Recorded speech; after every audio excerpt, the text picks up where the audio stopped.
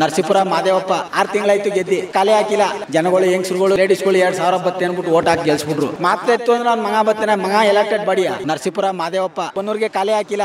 6 ತಿಂಗಳಾಯ್ತು ಗೆದ್ದಿ. ಇನ್ನೂ ಅವನ್ನ ನೆಕ್ಸ್ಟ್ ಎಲೆಕ್ಷನ್ಗೆ ನೋಡ್ಬೇಕಾದ್ರೆ ಮಾತ್ರ ಎತ್ತು ಅಂದ್ರೆ ಅವ್ನ ಮಗ ಬತ್ತೇನೆ, ಮಗ ಎಲೆಕ್ಟೆಡ್ ಬಾಡಿಯ ಮಗ ಎಲೆಕ್ಟೆಡ್ ಬಾಡಿ ಏನ್ರಿ ಅವ ಬರೋಕೆ ಬನ್ನೂರು ಉಸ್ತುವಾರಿ ನೋಡೋಕೆ ಅವ ಯಾರು ಎಲೆಕ್ಟೆಡ್ ಬಾಡಿ ಅವನು.